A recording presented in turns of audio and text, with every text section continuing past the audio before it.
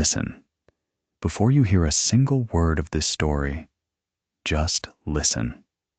That sound, that iron-on-iron percussion, was the heartbeat of Greenbrier County, West Virginia, in the year of our Lord, 1866. It had always been there, that sound, going back before anyone in the county could remember. But in 1866, the sound meant something different than it had before the war. Before the war, that sound meant progress. Somebody was building something. Somebody was fixing something. Somebody was moving forward. After the war, that sound meant something closer to a heartbeat on a dying man. It meant you still had a pulse. It meant you were still in the game. It meant that somewhere in those cold mountains, in a valley so narrow, the sun only cleared the ridgeline for about 4 hours a day, there was one man who had kept his hands and his skill and his fire burning through 4 years of destruction. And he was the only one within 50 miles who could do what needed doing. His name was Josiah Cain. He was 47 years old, built like the anvil he worked over, wide across the shoulders, thicker through the chest than most men were through the waist, with hands that looked less like human hands and more like tools God had designed specifically for this purpose. His hair had gone mostly gray by then, though photographs from that era show a man who didn't look old so much as he looked processed, refined, like iron that had been through fire so many times it had lost all the impurities. He served neither side in the war. Let that sit for a moment, because in 1866, West Virginia, that was not a neutral statement. West Virginia had only been a state for 3 years. It had broken away from Virginia rather than secede with the Confederacy, and it was, officially, a Union state. But the mountains didn't care much for official designations. Half the families in Greenbrier County had sons who'd ridden with the Confederacy. The other half had sons who died in Union blue. And a not insignificant number had sons who'd done what Josiah Cain had done, found a way to be indispensable enough on the home front that the war became something that happened to other people. He had not bought his way out. He hadn't paid a substitute. He had simply been, by some combination of timing, circumstance, and ruthless self-interest, essential. The forge needed tending. The county needed a blacksmith. And Josiah Cain had tended, and the county had needed. And 4 years had passed. And when the men came home, broken and hollow-eyed and missing pieces of themselves, they came home to find that the man who'd stayed had more than any of them. Not more land, not more gold, more leverage. In a destroyed economy, leverage is everything. The morning William Dyer came to Josiah Cain's forge, he had been awake since before 3 o'clock in the morning. This was not unusual. Sleep, for William Dyer, had become a negotiation since Spotsylvania Courthouse, where a Union artillery shell had made the decision, sudden and absolute, and without any consultation with William himself, that his left hand was no longer required. He'd been 19 years old when he'd enlisted with the 22nd Virginia Infantry. He was 22 when he came home to his farm outside Lewisburg, to his wife Eliza, who was trying to hold the property together on a widow's salary she'd been drawing under the assumption that her husband was dead, to the knowledge that everything he'd understood about his own life had been fundamentally rearranged by forces that had never much cared about William Dyer specifically. He'd been home for 8 months before he made the walk to Josiah Cain's forge. 8 months of trying to plow one-handed. 8 months of watching his wife do work that was supposed to be his. 8 months of seeing the stump, the place where his left hand had been, and feeling a species of grief that had no adequate language, the mourning of a piece of yourself that you can never properly bury because it is not entirely gone. The ghost of it was still there. He could feel the hand that wasn't there, feel the fingers closing on a grip that had no substance, feel the ache of a wound that the surgeons had long since closed, but that William's nervous system had never quite accepted as permanent. He walked 4 miles to get to Josiah's forge. The forge sat at the far end of a hollow that locals called Cain's Bottom, a name with a double meaning that people in the county had noticed, but generally kept to themselves. It was a low structure, longer than it was wide, built from river stone and rough-hewn timber, with a chimney that was almost never cold. Even in the dead of winter, Josiah kept the forge going at least long enough each morning to warm the space, because Josiah had long understood that a cold forge was an uninviting forge, and an uninviting forge was a forge that fewer people came to, and fewer people meant fewer opportunities, and Josiah Cain did not believe in fewer opportunities. William heard the forge before he saw it. The hammer was already going at that hour, the sky barely gray, the frost thick on the grass, his breath making little clouds in the November air. He stopped at the edge of the tree line and stood for a moment, listening to the rhythm. Later, he would tell Eliza that there was something almost beautiful about it, that sound in that hollow, in that cold morning. But he would only tell her the part that wasn't the price of admission. The beautiful part he could share. The rest of it he would carry alone.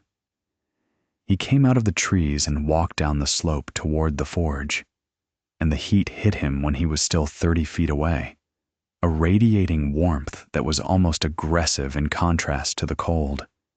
The forge doors were open to the morning, the interior orange and alive, and Josiah Cain was bent over his anvil working a piece of iron that glowed like something from a different world. Josiah didn't look up. This was a thing Josiah did, deliberately, methodically. He did not acknowledge visitors when they arrived. He waited until he had finished whatever he was doing, or until he chose to acknowledge them, which amounted to the same thing. It was a small exercise of power that cost him nothing and established the dynamic of every interaction before a single word was exchanged. You came to Josiah Cain. He did not come to you, and when you arrived, you waited. William waited. He watched Josiah work the iron, a set of harrow tines by the look of it, agricultural implements for breaking soil, bent by some stress or use or simple age. Josiah held each one in the fire until it reached the right color, a specific shade between orange and yellow that Josiah called working heat, the temperature at which iron becomes briefly cooperative, and then transferred it to the anvil and corrected it with a series of precise economical strikes. No wasted motion, no extra blows. The hammer came down exactly where it needed to come down, and the metal behaved. After several minutes, Josiah set down his hammer and turned. He looked at William, the way a man looks at a piece of iron someone has brought him. Assessing weight, condition, what could be salvaged, what would require new material. His eyes went first to the stump. He didn't look away from it, didn't perform the elaborate social fiction of pretending not to notice. He looked at it the way a professional looks at a problem. "Will Dyer," he said. His voice was not warm. It wasn't cold either. It was simply informational, the way a notation in a ledger is informational. This man exists. He has arrived. Let us proceed. Josiah, William said. A pause. The fire crackled. Somewhere outside, a woodpecker was making its methodical argument against a dead tree. Heard you were home, Josiah said. He crossed the forge, picked up a rag that was not particularly clean, and wiped his hands with it in the manner of a man who is not so much cleaning his hands as performing the ritual of wiping hands that transitions from one kind of conversation to another. Heard it was Spotsylvania. It was, William said. Josiah looked at the stump again. Left hand. Left hand. Dominant? No, right. Josiah made a small sound. Not quite acknowledgement, not quite dismissal. He was thinking. You could see it in the way his eyes went slightly unfocused, the way a man looks when he is not looking at what is in front of him, but at the architecture of possibility that the situation presents. I can make you a hand, Josiah said. William had expected this. He had heard from returned veterans in the county and from men passing through that Josiah had made prosthetics. Not many. The market for such things in a county this size was limited and grim. But several. A thumb for a man named Pearson who'd lost his to a sawmill. A toeless foot brace for a farmer from Raynell. Word traveled in these hills the way water traveled. Slowly. Through the least resistant channels, but eventually arriving everywhere. I know, William said. I've seen Pearson's thumb. Pearson's thumb is elementary work, Josiah said, with a slight emphasis that indicated he was not particularly proud of Pearson's thumb and would prefer it not be cited as representative.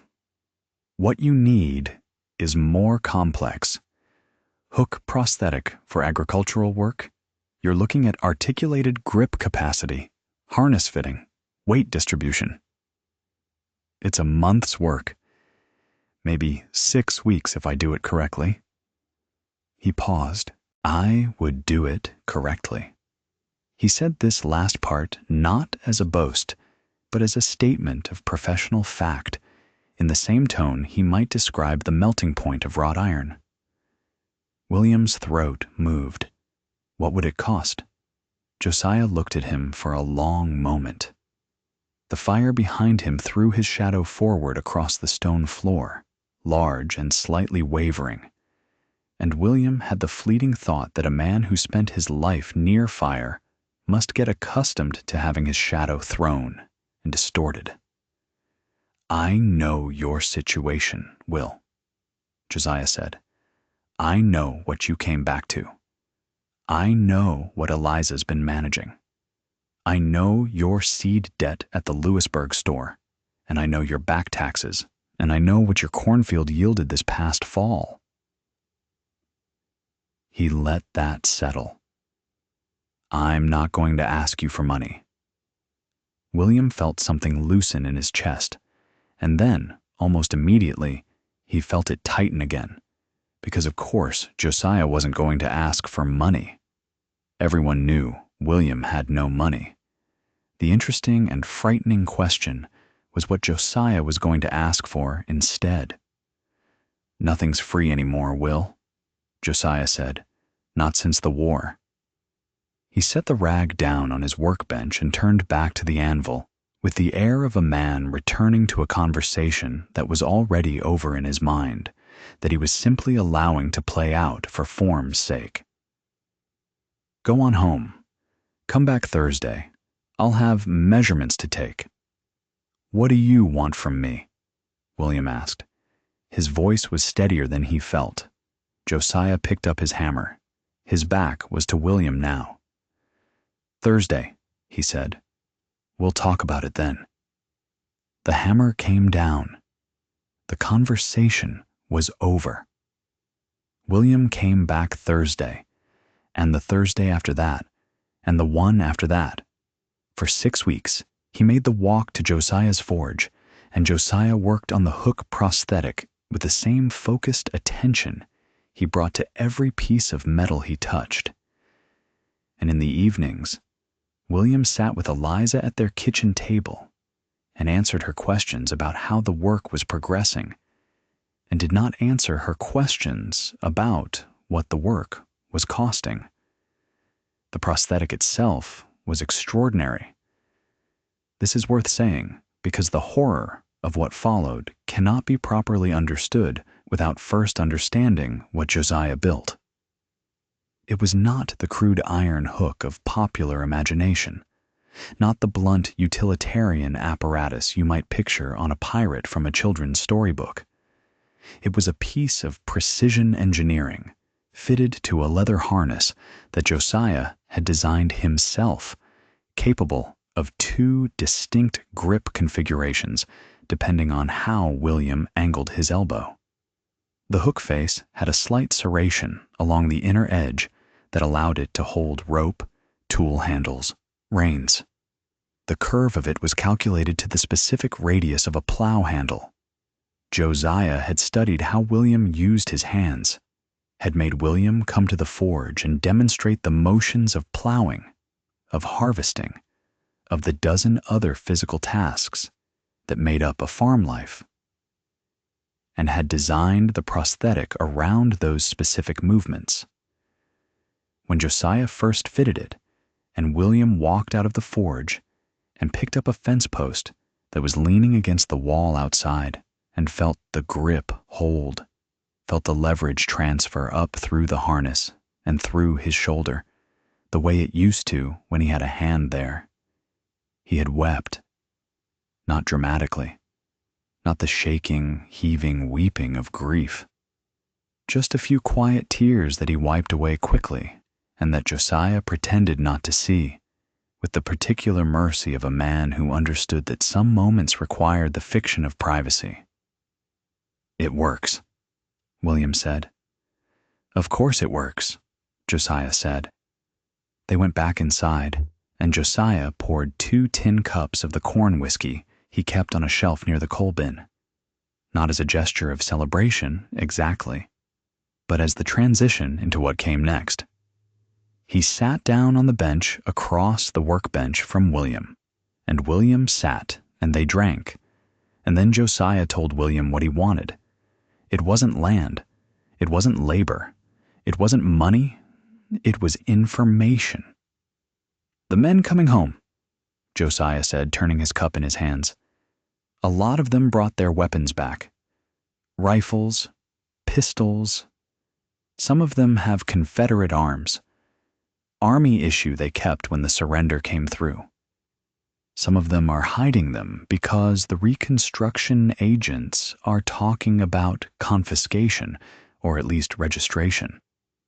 Some of them have more than personal arms, caches almost, things they took from armories before the surrender." William was quiet. "I need to know," Josiah said. "Who has what? Who's hiding weapons? Where they're cached? How much?" "That's information for a Yankee," William said. His voice had gone very flat. "That's information for whoever needs it," Josiah said. Without particular affect, "I'm not asking you to report anybody to the federal men, Will. I'm asking you to keep your ears open and report to me. What happens with the information after that is my business." This distinction, this careful buffer of plausible deniability, was, William would later understand, one of Josiah's defining techniques. He never asked you to do the thing directly. He asked you to provide the raw material and reserved the processing and application for himself. You couldn't quite accuse yourself of betraying anyone because you hadn't told the Union soldiers where the rifles were. You'd told Josiah. And what Josiah did with it was not, technically, your responsibility. "And if I say no?" William asked. Josiah refilled his cup. "Then You take the prosthetic off and leave it here," he said, "and we go back to the way things were. No hard feelings." He said this the way a man says something he knows the other person will never do. Not as a threat, as a statement of arithmetic. What was William going to do? Leave the only functional hand he'd had in 4 years on a workbench in a forge and walk out into a world that still needed plowing? Josiah had calculated, precisely and correctly, the exact weight of what he'd given William, and therefore the exact weight of what William owed him. And he had set the price at exactly the amount that William could not afford to refuse. William drank his whiskey. "What men?" he asked. For 14 months, William Dyer was Josiah Cain's most reliable source of intelligence in the southern half of Greenbrier County. He was good at it, and he hated that he was good at it. He had a veteran's ear for things that didn't need to be said out loud, the way a man's eyes shifted when weapons were mentioned, the specific hesitation before certain answers that indicated the answer being given was not the true one. He visited neighbors on the pretext of borrowing or lending the small tools and provisions that made up the barter economy of rural mountain life, and while he was there, he listened. He remembered. He reported. The information he gathered was, as he gradually came to understand, being sold to both sides. To Captain Marcus Webb, the reconstruction agent assigned to Lewisburg, a careful New Hampshire man who believed in process and legality and the genuine, if naive, conviction that the federal government's presence in the former Confederate states was a necessary corrective, Josiah sold the intelligence about weapons caches as tips from an unnamed informant. Webb paid for this in cash, federal greenbacks that were, in the economy of 1867 West Virginia, worth considerably more than Confederate scrip or the informal credit notes that had been circulating since the war. He was grateful for the tips. He never asked where they came from. To the network of former Confederate officers who had reconstituted themselves, in the absence of their army, into something between a veterans' organization and an extra-legal enforcement body. The kind of thing that would, in other parts of the South, become the Klan, though in these specific mountains it was more localized and more pragmatic. Josiah sold different information. He sold them not the location of the weapons, but the fact that certain locations had been compromised, that Webb was watching specific men, that certain caches should be moved. This information was paid for not in cash, but in protection, in the implicit understanding that Josiah Cain's forge and Josiah Cain's person were not to be interfered with, that his business would not be subject to the nighttime visits and economic harassment that were becoming an increasingly common feature of post-war Appalachian life. He was, in other words, playing both ends against the middle, with the practiced ease of a man who had been doing this his entire life. The war had not created Josiah Cain's moral architecture. It had simply given him more valuable material to work with. William did not know, for the first several months, that his information was being sold in 2 directions. He knew, suspected, feared that it was going to Captain Webb. That was bad enough. To be an informant for the Federal Reconstruction Authority against your own neighbors, your own former comrades, was the kind of thing that could get a man killed in 1867 West Virginia. And William lived with that knowledge the way you live with a stone in your shoe that you can't stop to remove. Constant, grinding, impossible to forget, for more than a few minutes at a stretch. His wife, Eliza, knew something was wrong. Eliza Dyer was not a woman who missed things. She had managed a farm alone for 3 years during the war, had navigated the complicated economics of the home front, buying and selling and trading and negotiating in a marketplace where the currency was uncertain, and the politics of every transaction were freighted with questions about who you supported and what that support had cost you. She had survived. The farm had survived. And she had done it by paying attention to things that other people overlooked, which was a skill that, once developed, did not conveniently turn itself off when the circumstances that had required it changed. She noticed that William came home from his visits to neighbors with a specific set to his jaw that she had learned to recognize. She noticed that he sometimes lay awake for hours, and that on those nights he held his left arm close to his body in a way that had nothing to do with the prosthetic. She noticed that he was sometimes short with her in the evenings, not cruelly, but in the specific way of a man whose internal balance has been disturbed, and who has not yet learned to manage the disturbance without it leaking out around the edges. She asked him, twice, directly, "William, what did you promise Josiah Cain?" Both times, he told her, "Just some work. I'm helping with some work." Both times, she looked at him for a long moment, the look of a woman who has the answer already and is simply giving the man she loves one more opportunity to provide it himself, and then let it pass.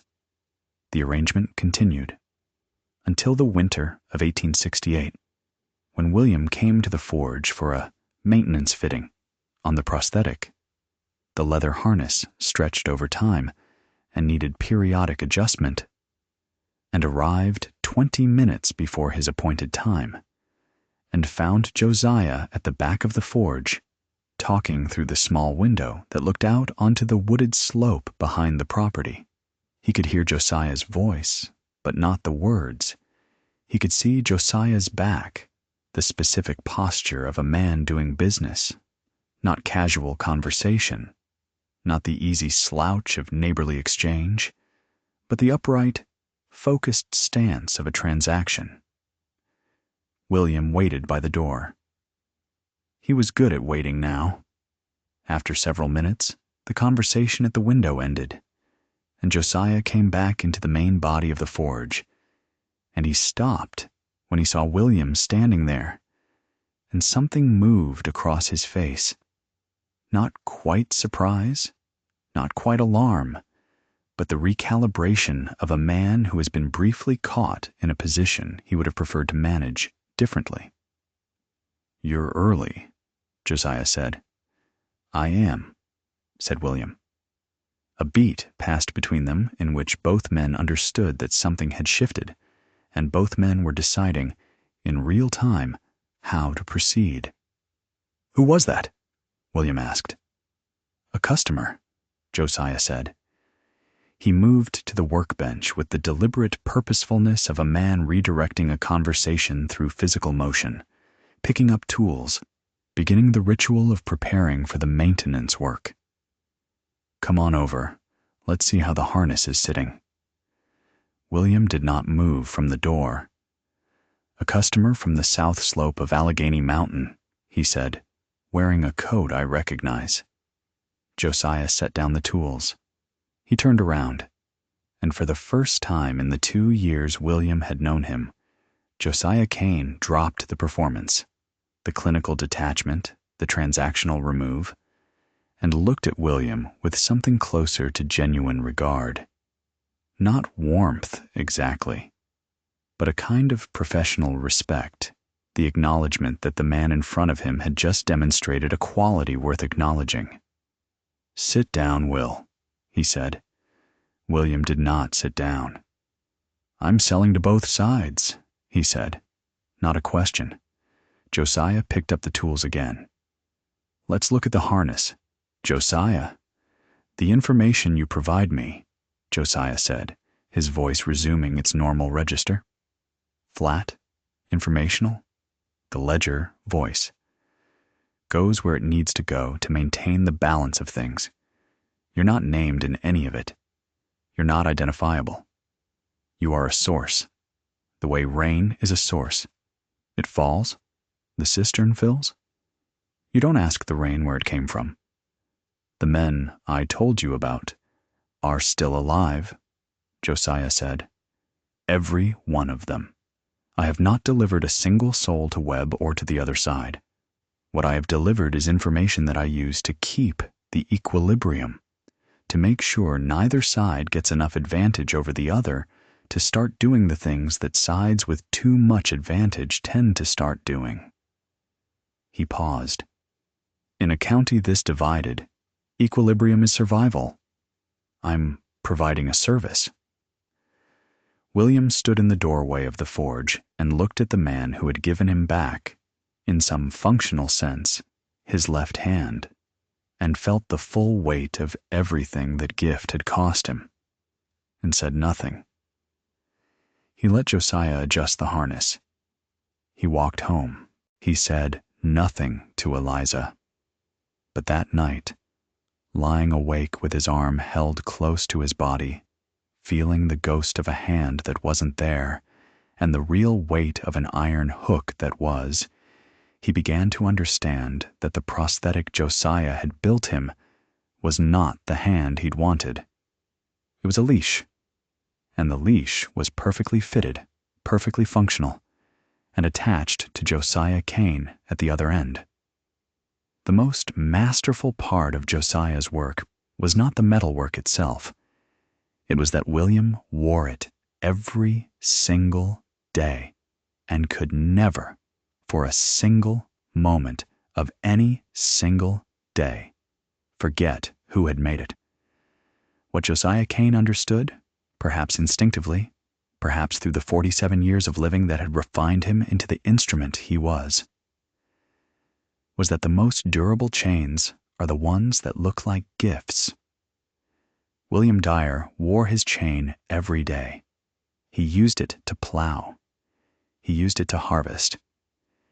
He used it to hold his wife's hand, after a fashion, in the evenings, on the porch, when the light went golden through the ridgeline trees, and everything looked, for a few minutes, like it might still be all right. He wore it for 7 years, and every time he wore it, he paid the price. In the spring of 1867, a man arrived in Lewisburg by the name of Charles Pendleton. He came from Philadelphia. This was apparent before he said a word, in the cut of his coat, in the quality of his boots, in the way he stepped out of the stage with the particular forward lean of a man who is accustomed to arriving places and being received as someone worth receiving.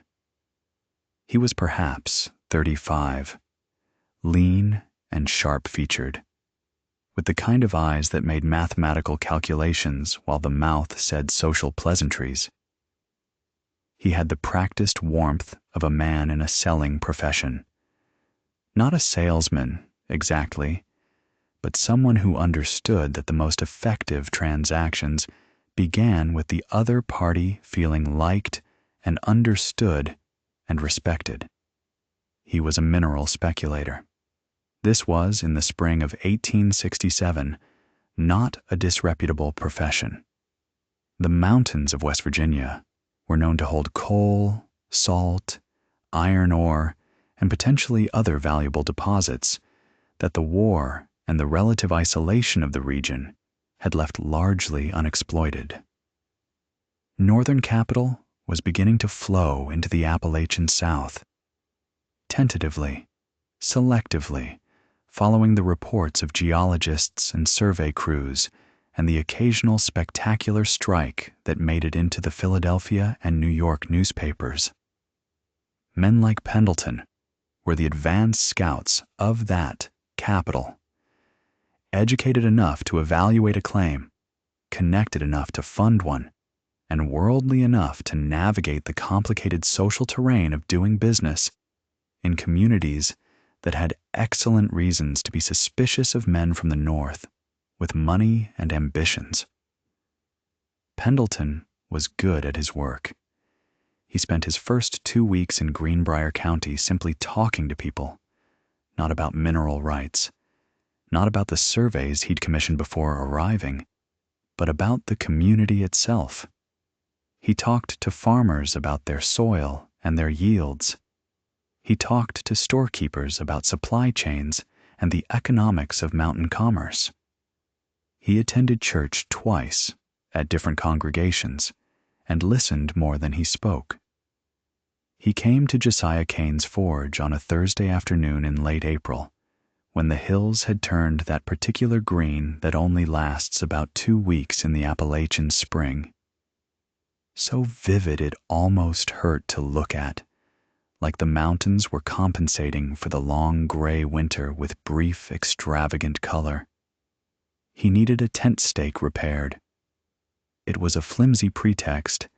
The stake was barely bent, and any farm boy with a flat rock in 20 minutes could have straightened it. But a repaired tent stake was as good a reason as any to visit a blacksmith and get a sense of who the man was. Josiah took the tent stake, turned it in his hands, set it aside. "Come back for it this afternoon," he said. "I was hoping to watch," Pendleton said. "I find metalwork fascinating." Josiah looked at him for a moment. "Then watch," he said, and went back to the piece he was working on, which was not the tent stake, but the ongoing inventory of agricultural implements that kept the forge financially solvent. A mattock head, a pair of cant hooks for logging work, a set of wagon wheel rims. Pendleton watched. He was observant enough to ask reasonable questions, and Josiah was observant enough to recognize, within the first 10 minutes, that Charles Pendleton was neither a casual visitor nor a man who genuinely found metalwork fascinating. He was a man who was trying to get a sense of what Josiah Cain was. By the end of the afternoon, Josiah had gotten a complete sense of what Charles Pendleton was. "You're here about the mineral rights on the old Whitfield tract," Josiah said, when Pendleton had finally gotten around to the subject by the long, spiraling approach of a man who has been trained to let the other person arrive at the topic first. Pendleton paused. Then he smiled, a genuine smile, the smile of a man who appreciates competence even when it catches him off guard. "Among others," he said. "Sit down," said Josiah. "I'll pour some whiskey and we'll talk about what you actually need." What Pendleton actually needed. In addition to the geological surveys he'd already commissioned and the legal title research he'd had an attorney in Lewisburg working on, was local knowledge. Specifically, he needed to understand the informal landscape of ownership and use rights that existed in parallel with the official land records, the layer of mountain custom that preceded and often superseded legal title in practical effect, who actually used which land, where the real boundaries were, regardless of what the county records said, which title holders would sell and which would not, which families had ancient claims that predated statehood and would therefore create legal complications for any development. This information could not be found in the Lewisburg courthouse. It lived in the heads of people who'd been in these mountains for generations, and the most efficient way to access it, Pendleton had already concluded, was through the man at the center of the community's economic life. "I can tell you what you need to know," Josiah said, "for a price." "Of course," said Pendleton. "What price?" Josiah looked at the whiskey in his cup. He took his time.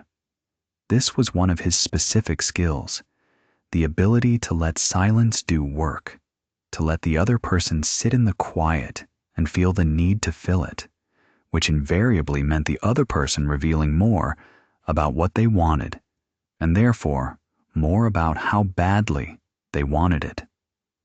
Pendleton was better than most at tolerating silence, but not better than Josiah. "There's a parcel," Josiah said, "just north of the Greenbrier River, about 4 miles northeast of here. Borders the old Muncie claim on the east side, about 80 acres of what looks like second-growth forest." "I know the parcel," Pendleton said carefully. "I need you to record a boundary adjustment," Josiah said. "Nothing dramatic. A shift of perhaps 200 yards on the eastern line. Your surveyor does the work, files the corrected plat with the county clerk. In exchange, I tell you everything you need to know about the mineral rights situation in this county. Who holds what? Who owes what? Which title chains have gaps? Which claims are legitimate and which are paper." Pendleton set down his cup. He was doing mathematics behind his eyes. A boundary adjustment of 200 yards on an 80-acre parcel would add, depending on the shape of the line, perhaps 15 to 20 acres to whoever holds the adjusted property. "Yes," said Josiah. "And who holds that property?" Josiah smiled for what may have been the first time in the conversation. "I do," he said. Pendleton looked at him for a long time. "You're asking me to participate in falsifying a land survey," he said. His voice was neutral, not outraged, not alarmed. "Assessing. I'm asking your surveyor to file an accurate corrected plat," Josiah said. "The current boundary is incorrectly recorded. This would simply correct the record. And if the current owner of the disputed 20 acres disagrees with the correction, the current owner," Josiah said, "owes me 3 years of accumulated debt for forge work and has no capital to contest a survey in court. He won't disagree. He'll accept the correction and be grateful that the debt has been retired." Pendleton turned his cup in his hands the way Josiah often turned his. He looked around the forge, the tools on their hooks, the coal bin, the anvil that had been in this spot for longer than anyone in the county could remember, with the eyes of a man recalculating. "And in exchange," he said, "I get full intelligence on the mineral rights landscape of Greenbrier County. Everything I know," Josiah said, "which is considerable." Another silence. The fire spoke in its incomprehensible but constant language. "All right," said Pendleton. He picked up his repaired tent stake from the bench. "I'll need your surveyor's name." "I don't have a surveyor," Josiah said. "I'll use yours. He'll do what you tell him." Pendleton left. Outside, walking back toward Lewisburg in the late afternoon light, with the repaired tent stake in his coat pocket and the distinct sensation of a man who has walked into a web he is only now realizing is a web, Charles Pendleton ran the arithmetic one more time. He had, in 30 minutes of conversation, agreed to falsify a land survey in exchange for business intelligence from a man he had just met. The intelligence was probably worth it. The legal exposure was real, but manageable. Survey disputes happened constantly in this region, and the particular falsification Josiah was asking for was subtle enough to survive casual scrutiny.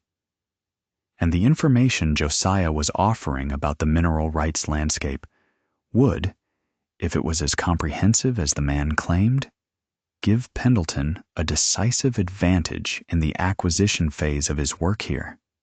He had, he told himself, made worse deals.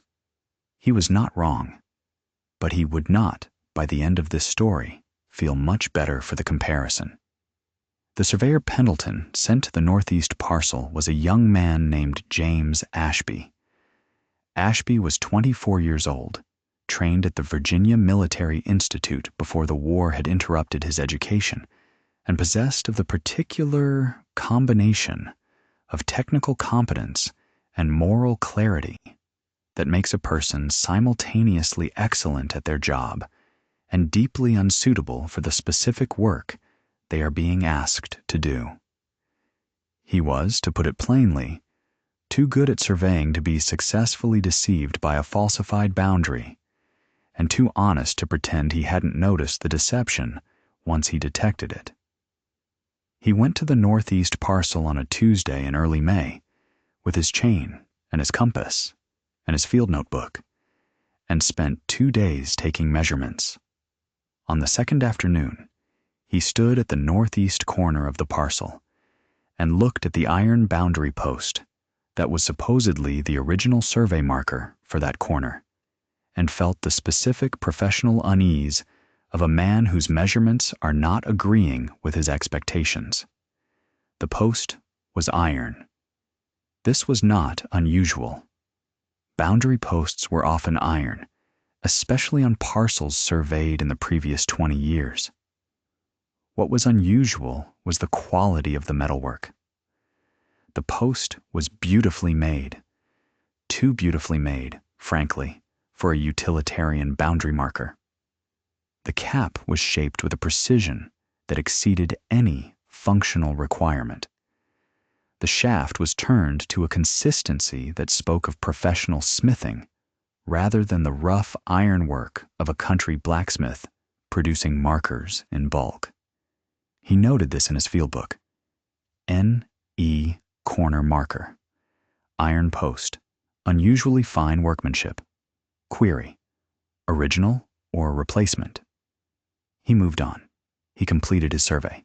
He filed his field notes with Pendleton. 3 days later, he went back to the parcel on his own time with a different set of equipment, a broader survey sweep, pulling chains from known fixed points, a large granite outcropping, a state road monument, the corner of an older neighboring property whose original survey records he'd pulled from the county archives. When he compared the results, the discrepancy was clear. The iron post at the northeast corner was approximately 200 yards from where the original survey records indicated the corner should be. Someone had replaced the original corner marker with a new one. Someone with extraordinary metalworking skill.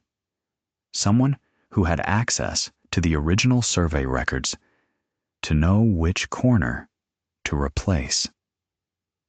Someone who stood to gain from shifting the eastern line 200 yards to the west.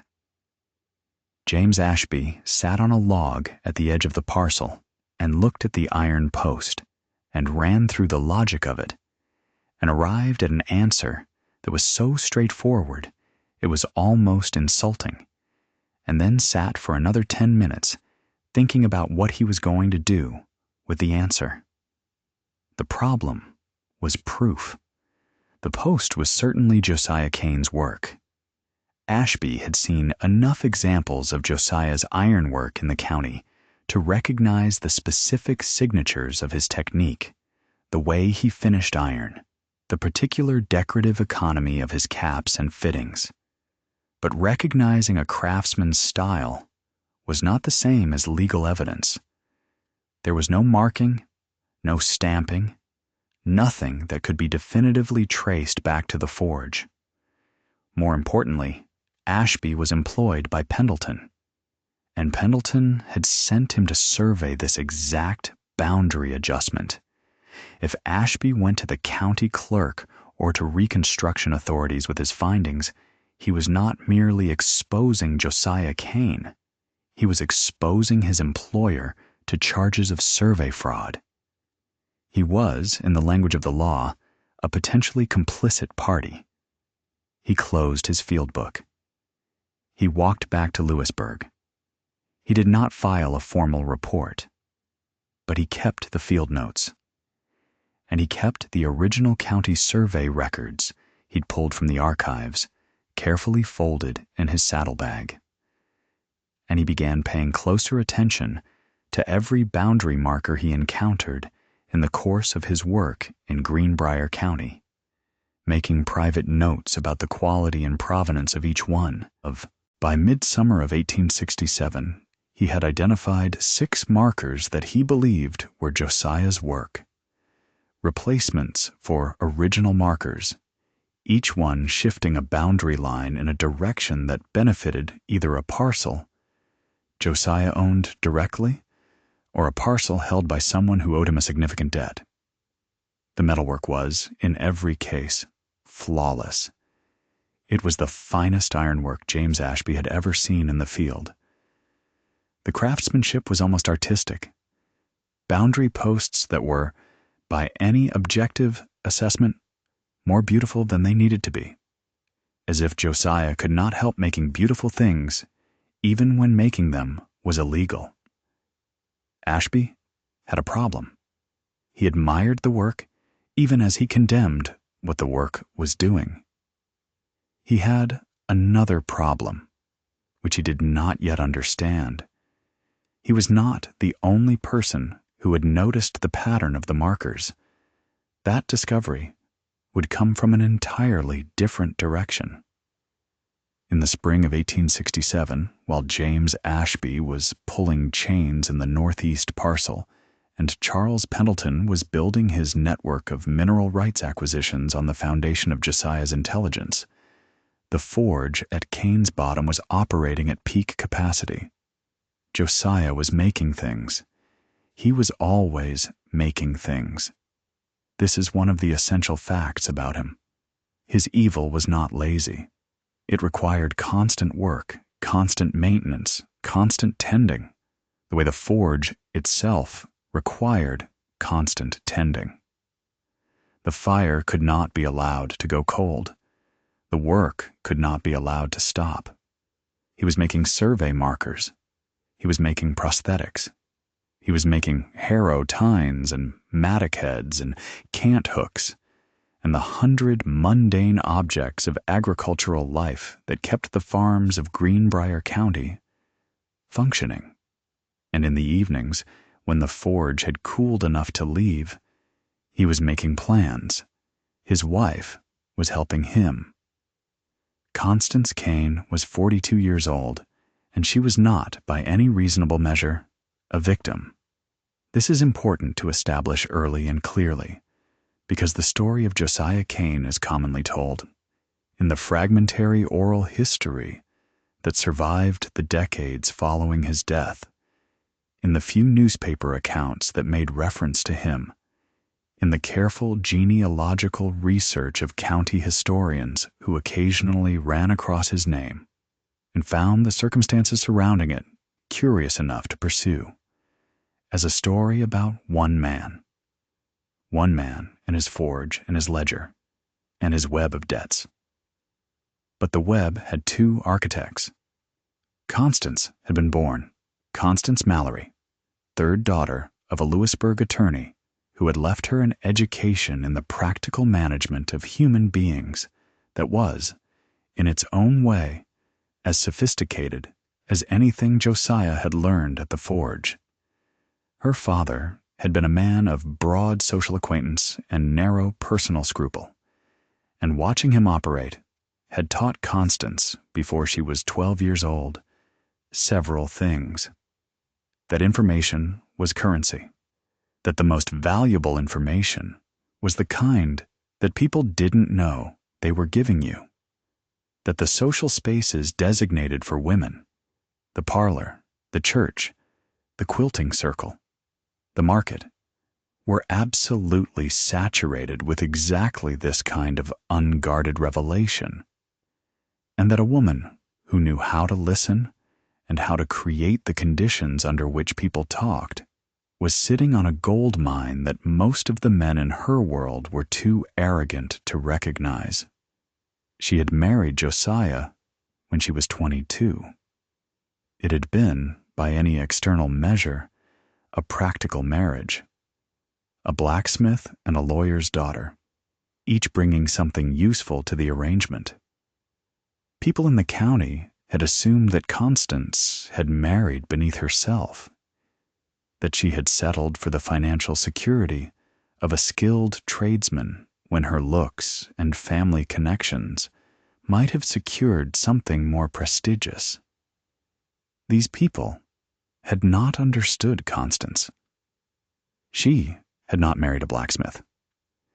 She had married the most strategically positioned economic operator in a 50-mile radius, a man whose indispensability gave him access to every stratum of the community, and whose moral flexibility,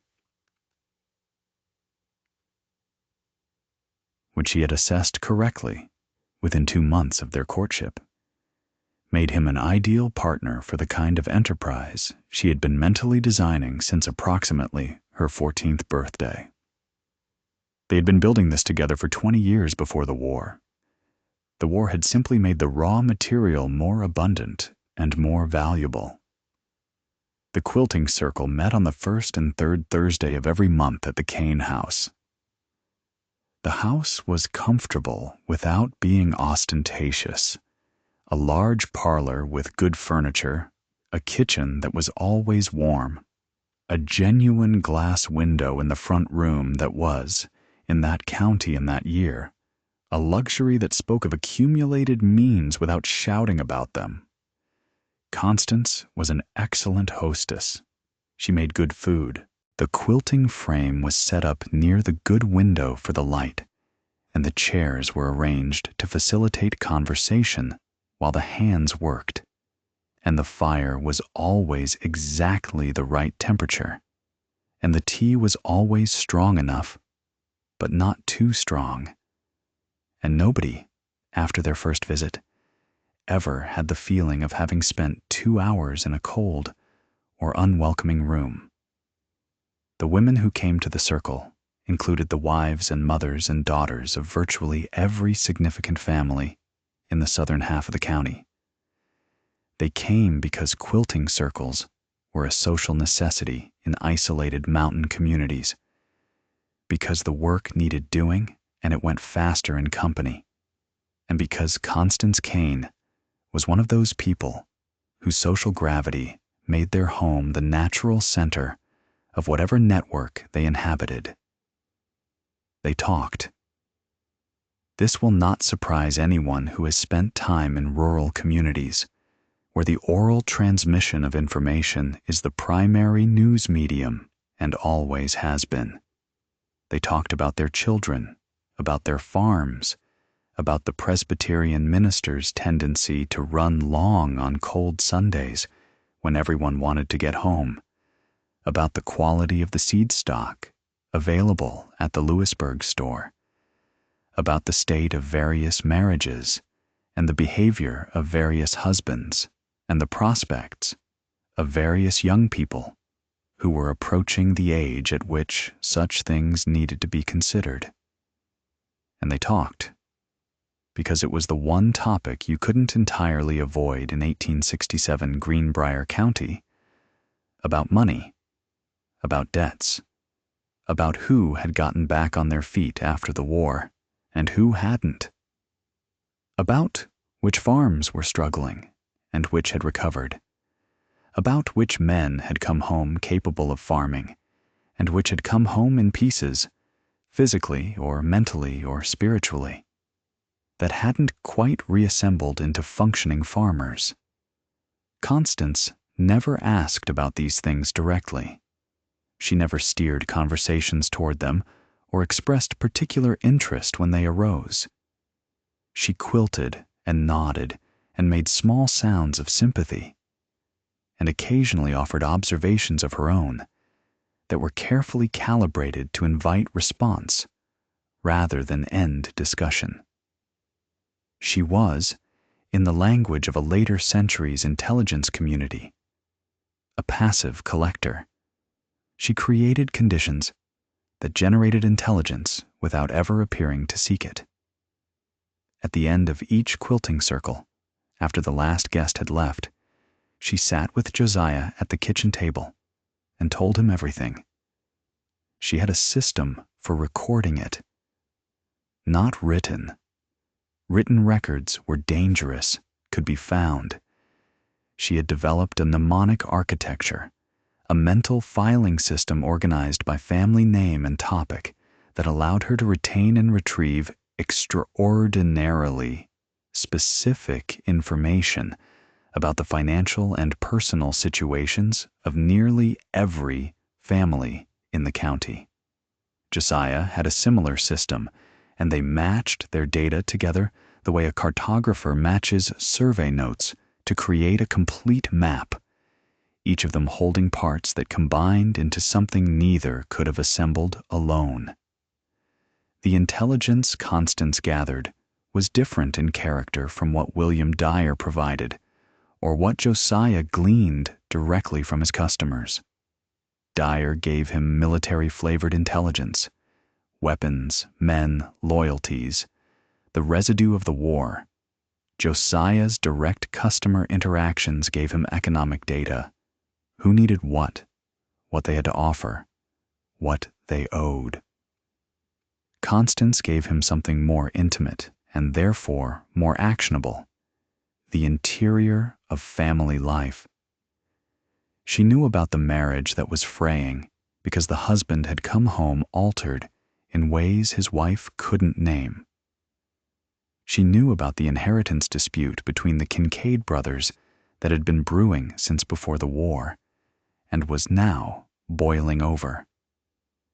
She knew about the debt that the Lester family was concealing from their in-laws.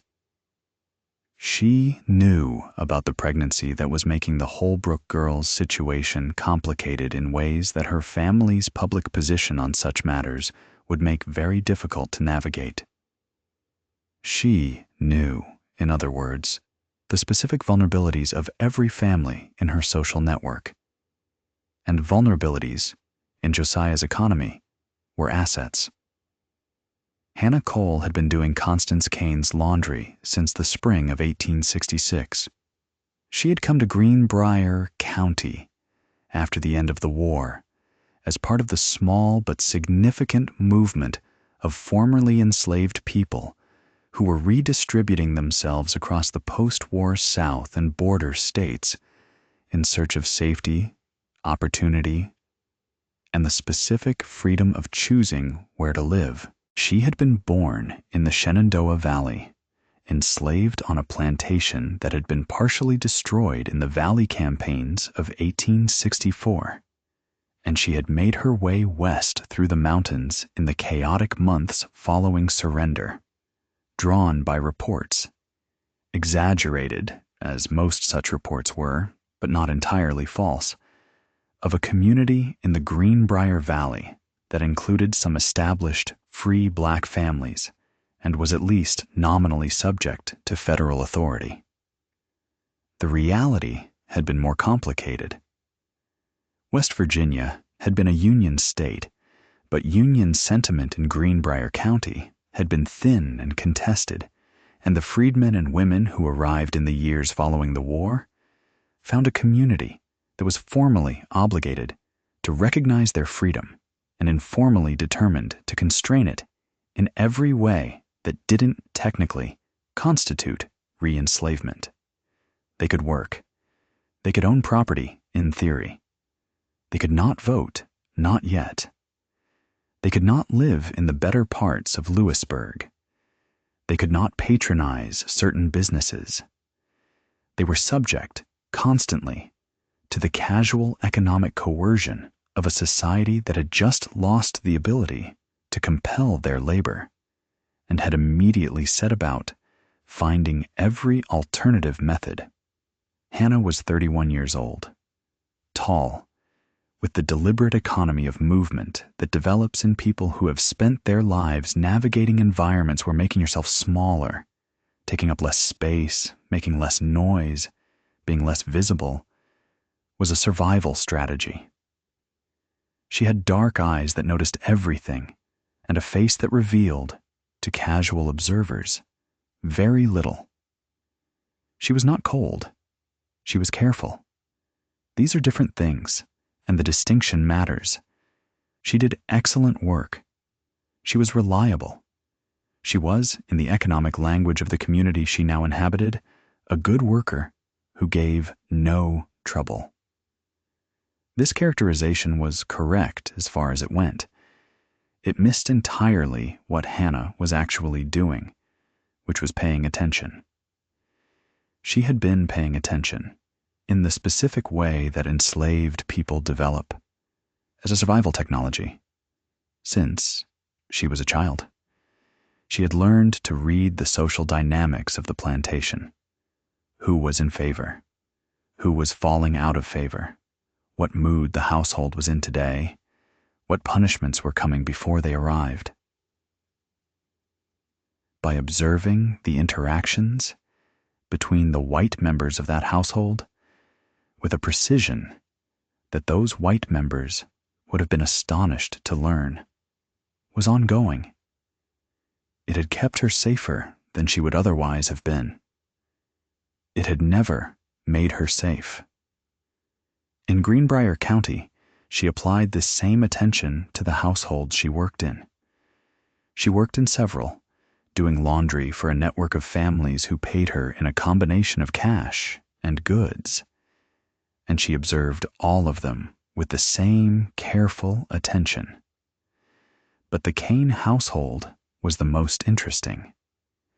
She had noticed, within the first few months of working there, that Constance Cain was doing something specific with the information she gathered at the quilting circles. She had noticed because she was there on the mornings after quilting circles, collecting the laundry, and Constance always seemed to be in a particular state on those mornings, focused, purposeful, with the specific inner-directed quality of someone who has recently received and is processing new data. And she had noticed that Josiah, on those same mornings, was often in the house, not working, not at the forge, but sitting at the kitchen table with Constance in a conversation that stopped when Hannah came in through the back door and resumed, she was fairly certain, when she left. She did not eavesdrop. This was a deliberate choice, not because she was not capable of eavesdropping, but because the risk of being caught eavesdropping in a white household was one she had calculated carefully and decided was not worth taking until she knew more about what she was dealing with. Instead, she gathered her own peripheral information.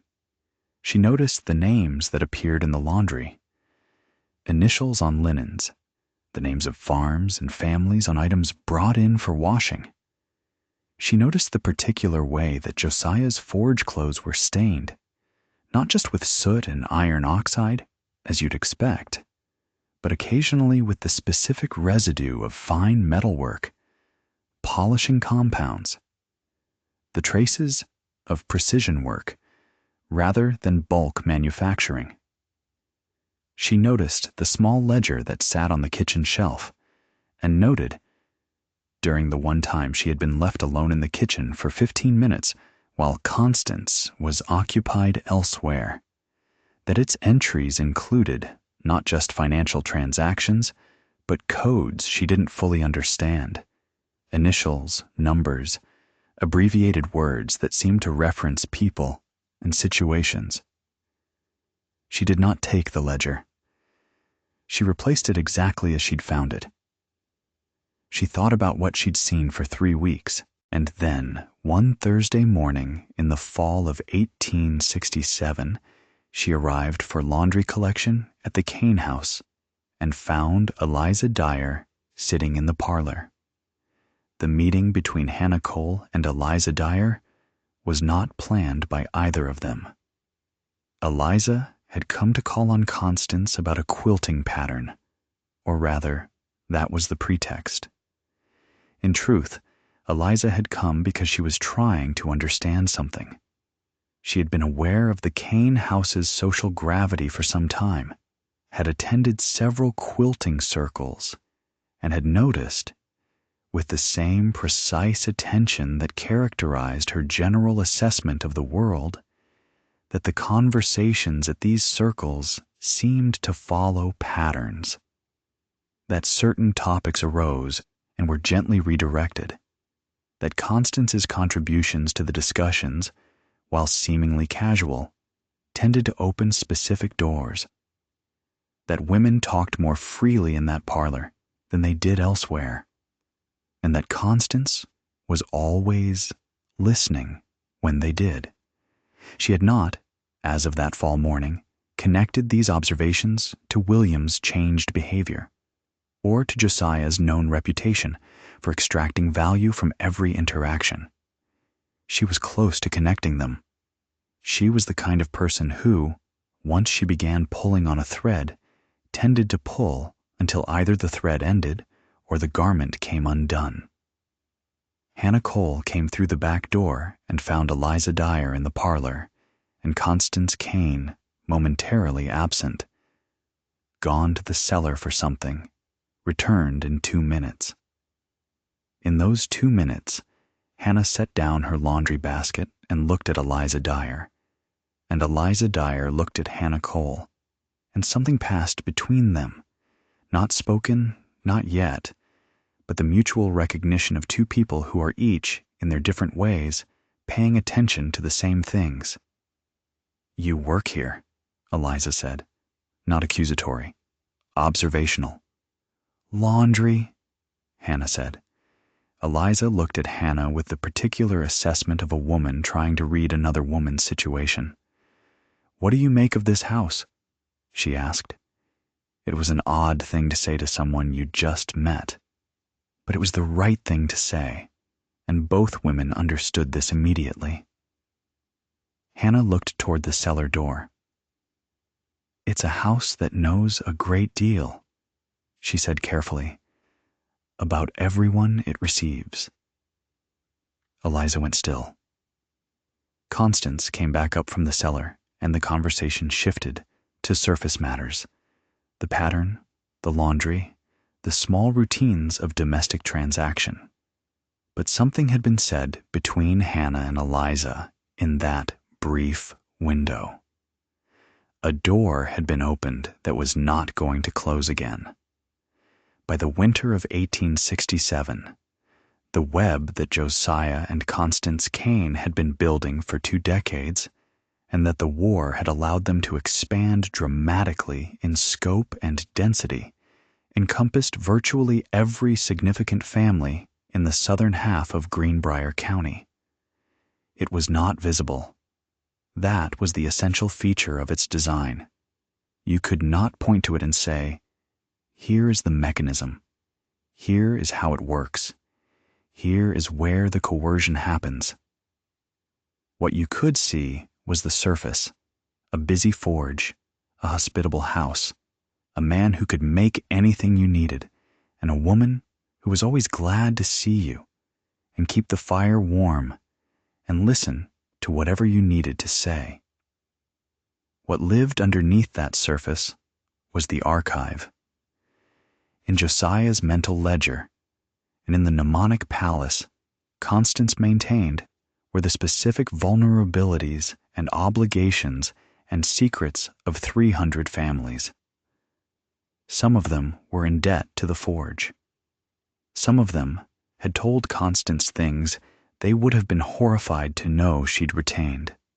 Some of them, like William Dyer, were active participants in the intelligence network, reporting information they thought was going one place and was actually going somewhere else.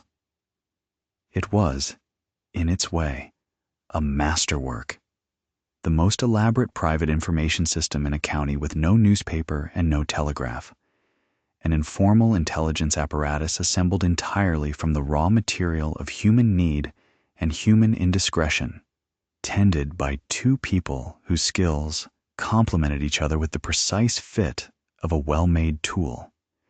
It required constant tending. That was the thing about it. It required constant tending.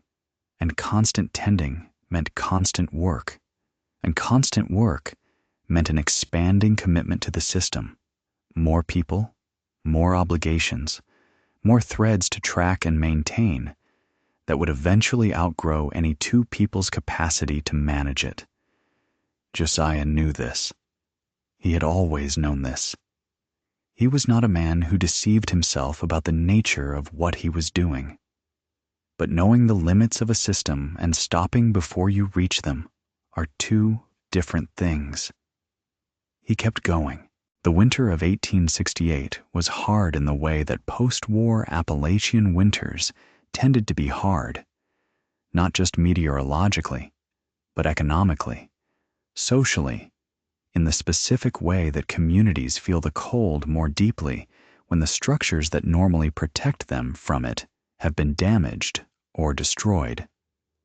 The Reconstruction agents were pushing harder on the confiscation of Confederate arms. The mining speculators were moving faster, sensing that the window for easy acquisition was beginning to close. The freedmen and women who had settled in the county were navigating an increasingly hostile environment as the initial shock of emancipation wore off, and the institutions of informal control reasserted themselves. In this context, the web that Josiah and Constance Cain had built was performing at maximum capacity. Every thread was under tension. Every node in the network was active. The information was flowing in from a dozen sources and going out in a dozen directions, and Josiah was managing the traffic with the focused intensity of a man who knows he is working at the edge of his limits. And at the edge of his limits, he began to make mistakes. The first mistake was William Dyer. Josiah had been using William's intelligence selectively, giving different versions of the same information to Captain Webb and to the Confederate network, calibrating each disclosure to maintain the equilibrium that he described to William that afternoon in the forge. But the equilibrium required that neither side ever compare notes with the other, because if they did, the divergence in what each had been told would immediately reveal that there was a source playing both sides. In January of 1868, a man named Eli Saunders, a former Confederate officer who was now one of the informal enforcers of the ex-Confederate network in the county, came to Josiah's forge to have a horse shod. This was the public pretext.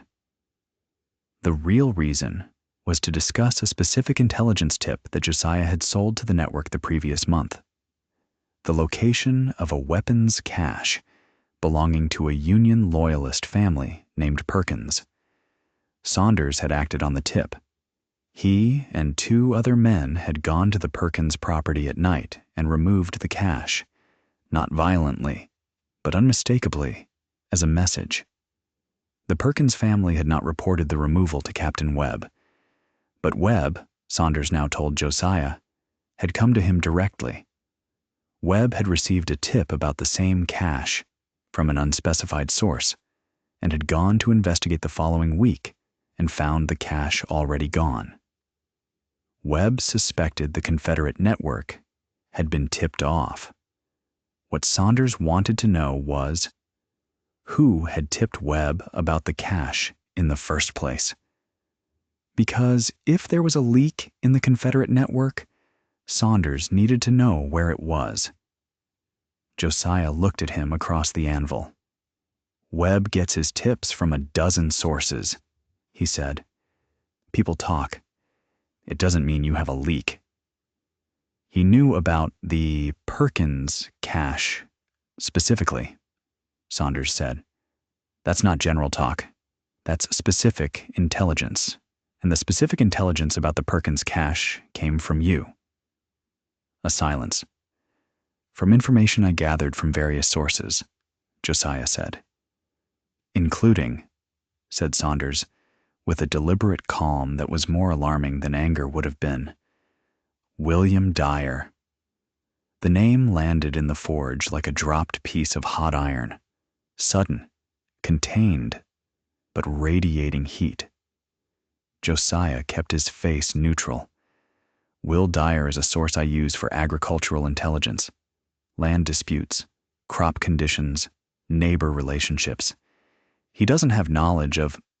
He knew about Perkins, Saunders said. Perkins and Dyer were in the same company in the 22nd Virginia. Dyer would know what Perkins brought home. Another silence. Longer. "What are you suggesting, Eli?" Josiah asked. "I'm suggesting," Saunders said, "that you sold the same information in both directions. I'm suggesting that you've been doing it for a while, and I'm suggesting that if that's true, you need to tell me now, because the alternative is that I reach my own conclusions and act on them." What Josiah should have done at that moment was stop. He should have recognized that the system had reached the point of critical complexity, that too many threads were now under too much tension, that the equilibrium was broken, that the only path forward was to reduce the load rather than continue adding to it. What Josiah did instead was manage the moment. He convinced Saunders, not entirely, but enough to forestall immediate action, that the parallel disclosure had been a one-time error in judgment, not a systematic practice. He was persuasive. He was always persuasive, and Saunders, who was a practical man with his own calculations to make, chose to accept the explanation provisionally, because the alternative, confronting Josiah directly and breaking the relationship with the county's only blacksmith, had costs that outweighed the benefit of a more complete answer. Saunders left. Josiah stood at his anvil for a long time after the sound of the horse's hooves faded down the hollow. He was not frightened. He was something more precise than frightened. He was calibrating. He was running the arithmetic of the situation, identifying the points of greatest exposure, mapping the vectors along which the threads of the web were most likely to pull apart. He was doing what he always did when a piece of iron showed unexpected stress, analyzing the fault, assessing the options, deciding whether to reinforce or to let go. He decided to reinforce. This was the second mistake. The problem with reinforcing an overextended system is that reinforcement requires more resources than the original construction. You are, at that point, spending from reserves you no longer have. Josiah attempted to reinforce his position with Saunders by providing a piece of intelligence of exceptional value, the name of a Union loyalist who had been filing reports on Confederate network activity with Captain Webb.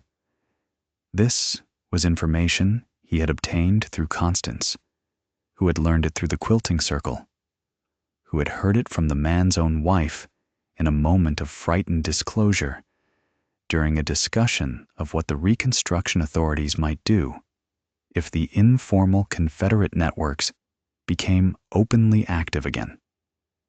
The Union loyalist's name was Thomas Graves. He was a farmer and a part-time store clerk, and he had, in fact, been talking to Webb, not out of political conviction, but out of fear. Fear of the exact kind of nighttime intimidation that had befallen the Perkins family, and the reasonable calculation that the best protection against such intimidation was the knowledge that the federal authorities were watching. Josiah gave Saunders Graves's name. Within 2 weeks, Thomas Graves's barn had burned. No one was hurt. Graves moved his family temporarily to Lewisburg and went to Captain Webb with the full account of what he'd been doing and why. And, in the course of that conversation, gave Webb his best assessment of who in the county might have known that he was an informant. The list was short. The man at the top of it was Josiah Cain. Webb did not have enough evidence to act.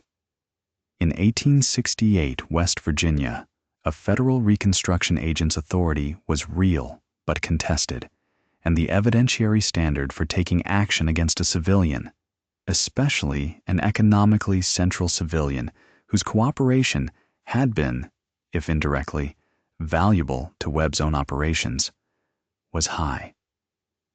Webb filed a report. He noted his suspicions. He began paying closer attention to his own information sources, and he asked himself, for the first time with genuine urgency, where his intelligence tips had been coming from. The answer, when he followed it back, was Josiah Cain. Always, ultimately, Josiah Cain. Charles Pendleton had, in the month since his initial meeting with Josiah, proceeded with his mineral rights acquisitions on the basis of the intelligence Josiah had provided. He had secured, through a combination of purchase and legal maneuvering, claims to 17 parcels in the county, several of which showed genuine mineral promise based on the geological surveys he'd commissioned. His investment in Greenbrier County was now substantial. He had engaged Philadelphia capital, had made commitments to investors, and was preparing for a development phase that would require bringing in equipment and labor. In April of 1868, one of his investors, a thorough Philadelphia attorney named Bartholomew Crane, arrived in Lewisburg to conduct a due diligence review of the claims before releasing a second tranche of investment capital. Crane was the kind of attorney whose thoroughness was expressed in the precise and merciless verification of everything that could be verified. He went to the county courthouse. He pulled the original survey records for every parcel Pendleton had acquired. He compared them to the corrected plats that had been filed in the intervening months. He found 6 discrepancies, 6 instances where the filed plat differed from the original survey record in ways that were not consistent with simple measurement error, 6 instances where the difference was directional, consistently shifting a boundary in a direction that benefited a party other than the original title holder. He went to Pendleton with these findings on a Thursday evening in the back room of the hotel where they were both staying, and he laid the documents out on the table with the care of a man handling evidence, which was exactly what they were. Pendleton looked at the documents. He felt, with the particular clarity that comes from being confronted with documented reality after a period of willful not looking, the full weight of what he had agreed to in that first conversation with Josiah Cain. He had participated in survey fraud. The evidence was on the table in front of him, and the man who had organized the fraud had sold him intelligence that he had used to make commitments to investors who were now, by extension, participants in a scheme that could unravel their entire investment. "Who is this Cain?" Crane asked. "He's the blacksmith," Pendleton said. Crane looked at him with the expression of a man who is performing very rapid calculations about the exposure of everyone he cares about. "Get me a meeting with him," he said. Pendleton said he would. But as he left the hotel and walked out into the Lewisburg night, he was already understanding that the meeting Crane wanted was not the kind of meeting that ended situations like this. It was the kind of meeting that began investigations. James Ashby had been keeping his private survey notes for nearly a year by the time Pendleton's attorney arrived. He had been waiting, without quite knowing what he was waiting for. Some confirmation, some accumulation of evidence sufficient to overcome his paralysis, some external event that would change the calculus enough to justify the risk of coming forward. He had 6 boundary markers documented. He had the original survey records that contradicted the filed plats. He had the professional assessment of an experienced surveyor who could testify that the metalwork on the replacement markers was not original. What he had not had until Crane's arrival in Lewisburg was a sympathetic ear with legal standing and financial motivation to act. He went to Crane directly. He brought his notes. Crane read them. He looked at the photographs Ashby had made of the replacement markers. Daguerreotypes. Technically, not photographs, but clear enough to show the quality of the workmanship. He compared the distribution of the markers to the distribution of parcels that Josiah Cain had acquired directly or through the retirement of debts. He said quietly, "This is a comprehensive fraud." "Yes," said Ashby. "Can you prove the metalwork is Cain's?" "Not beyond a legal standard," Ashby said. "I can prove it to any working blacksmith who knows the regional craft. But in court," Crane said, "we would need something more direct." He tapped the files. "Does anyone else know about this?" Ashby thought for a moment. "There may be," he said. "There's a woman." Hannah Cole had been thinking for most of the past year about what she knew and what to do with it. She had kept her counsel. She had continued doing the Cain laundry, continued observing, continued adding to the interior map she'd been making of the household and its operations. She had not told anyone what she suspected, in part because the social and legal position of a black woman in 1868 West Virginia made what she knew worth less as testimony than it was worth as private leverage. A hard and unfair arithmetic that she understood without having to like it. And she had been watching Eliza Dyer. She had seen Eliza at the quilting circles. She had watched the way Eliza paid attention at those circles. The careful, methodical way she cataloged what she heard. The particular attention she paid to Constance's contributions. She recognized in Eliza a version of her own observational discipline, trained by different circumstances, but producing the same result. A woman who knew far more than the people around her realized, who had assembled a picture that no one had intended to give her.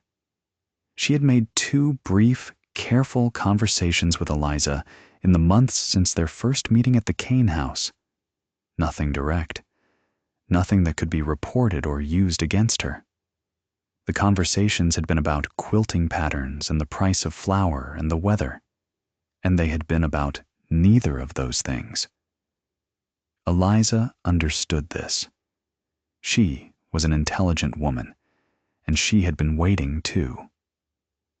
In the fall of 1868, they met by arrangement, not at the Cain house, not at either of their own homes, but at the creek crossing, on the road between them, ostensibly both going to the Lewisburg market, ostensibly stopping to let their horses drink. They stood at the creek bank and looked at the water and talked quietly.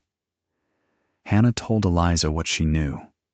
Not everything, not the ledger, not the specific details of the intelligence network, not the financial architecture of Josiah's operations. She hadn't been able to put all of that together, and honesty was a value she held at a higher premium than comprehensiveness. But she told Eliza what she'd observed about the pattern of Constance's information gathering. She told her about the quilting circles as an intelligence mechanism. She told her about the particular attention Constance had paid over the past 2 years to information about William. his movements, his associations, his emotional state. "She's been watching William," Eliza said. Her voice was very level. This was not a woman who expressed emotion through voice modulation. "She's been watching everyone," Hannah said. "But yes, William is a specific interest." A pause. The horses drank. "What do I do with this?" Eliza asked. "That depends," Hannah said carefully, "on what you already know, and on what you can afford to have known." Eliza was quiet for a long moment. The creek made its patient noise. The horses finished drinking. "I know what William agreed to with Josiah Cain," Eliza said. "I've known for most of a year. I've been waiting to understand the full shape of it before I decided what to do." "And now?" Hannah asked. "Now I think I understand the full shape," Eliza said. She said this with a quietness that, in a different kind of story, might have presaged a dramatic confrontation. A wife storming into the forge, a public accusation, an act of heroic exposure. But Eliza Dyer was not a dramatic person, and this was not a dramatic story. And what she was planning was considerably more patient and considerably more effective than any confrontation could have been. She was going to tell the truth to the right people, in the right sequence, in the right way. She was going to do it quietly. There is a particular kind of power that accrues to silence. Josiah Cain had used silence as a tool his entire professional life. The pause before the price was named. The moment of not acknowledging a visitor until he chose to. The careful withholding of information, releasing just enough, retaining the rest. The power of the person who knows more than they say. But silence is a blade that cuts both ways. The community of Greenbrier County, the web of families and individuals and interdependencies that Josiah had been weaving into his network for 20 years, had, by the winter of 1868 into 1869, been quietly, collectively, reaching a point of saturation. Not every person in the county knew everything. Not every thread of the web was visible to every person it touched. But the accumulated weight of all those threads, the way each family's knowledge of their own situation combined with their observations of their neighbors' situations, was producing something that functions in human communities, the way temperature functions in physics, a critical threshold at which phase change occurs. The information about Josiah Cain was reaching its threshold. William Dyer knew he was being used as a double agent. James Ashby had documented the survey fraud. Charles Pendleton's investor had legal standing to pursue the false markers.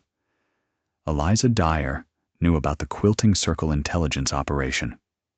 Captain Webb suspected Josiah was playing both sides. Eli Saunders suspected the same, and Hannah Cole, the woman whom nobody in this web had thought to include in their calculations, because she was black and a laundress, and in 1868, Greenbrier County, those two facts placed her, in the calculations of everyone around her, beneath a threshold of significance, had spoken to Eliza Dyer at a creek crossing in October.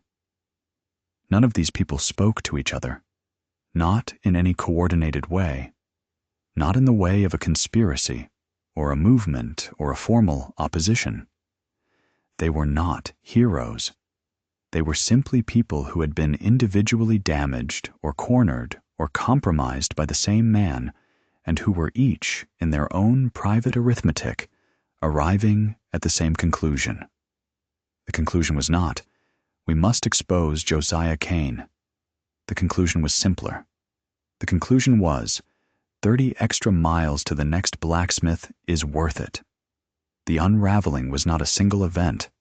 It was a season. In November of 1868, Eli Saunders stopped bringing his horses to Josiah's forge. He drove them, instead, to a smithy in Ronceverte, a longer trip, more expensive, less convenient, without explanation, and without drama. He simply stopped coming. In December, 3 families from the Muddy Creek area, who had been regular customers for agricultural implements, for wagon repairs, for the dozen small metalwork needs of farm life, also stopped coming. They gave various reasons when asked. The road had become difficult. The weather was bad. They'd found another arrangement. None of the reasons were fully convincing. None needed to be. In January, Charles Pendleton left Greenbrier County. He departed without completing the development phase of his mineral rights acquisitions, citing a change in his investors' appetite for risk. He did not visit Josiah's forge before leaving. He left Bartholomew Crane with instructions to pursue the survey irregularities quietly. Not through criminal prosecution, which would be slow and uncertain, and would require implicating Pendleton himself, but through civil negotiation, seeking the invalidation of the fraudulent plat adjustments and the return of the incorrectly claimed parcels to their original holders. This process would take 3 years. It would not involve Josiah's prosecution. It would simply erode, quietly and legally, the physical geography of ownership that he had reshaped with his beautiful fake markers. In February, Captain Webb received a formal report, unsigned, delivered to his office in an envelope with no identifying characteristics, that detailed the double-dealing intelligence operation Josiah had been running. The report was specific and documented. Dates, transactions, specific pieces of intelligence that had been sold in 2 directions. It was not William Dyer's handwriting. It was not anyone's handwriting that Webb could identify. He did not know, then or later, that Eliza Dyer had written it, compiling the information that William had finally told her. All of it. Everything. At 2 a.m, on a night in February, when he had been awake since midnight and had finally come to the kitchen where she was waiting, and sat down and talked until dawn. Webb filed the report with his superiors. He did not act on it immediately. The political situation was complicated, and Josiah had not done anything that could be cleanly prosecuted under the statutes available to him, but he stopped buying intelligence from Josiah. Quietly, without explanation, he simply stopped making the arrangements through which the tips had been flowing. The channel closed. In March, the pattern that had been developing became visible to Josiah. He stood at his forge on a Tuesday morning and looked at the empty approach to his building. The previous week, he had had 7 customers. The week before that, 9. This week, he had had 2, and both of them were men who lived so close to the forge that traveling 30 miles to an alternative was a genuine hardship rather than a choice. They came because they needed to, not because they wanted to, and the particular quality of their visits, quick, transactional, carefully avoiding any conversation beyond the immediate task, was different from the quality of the visits he'd been getting for years. He had felt this change coming. He had tried to manage it. He had called in some of his longer-standing obligations, tightened some of his threads, adjusted some of his prices to make staying competitive with the alternative. None of it had worked because the problem was not economic, not precisely. The problem was that the community had information now, distributed across dozens of individual holders, that changed the calculation at the level of each individual person, and no individual adjustment Josiah could make could address that distributed shift. The web, in other words, was dissolving from the outside in. The morning the silence arrived, Josiah was awake before 3 o'clock. This was unusual for him. Josiah was a sleeper. He had always prized sleep, valued the physical restoration of genuine rest, and had the specific gift of a man with no guilt for settling deeply into unconsciousness.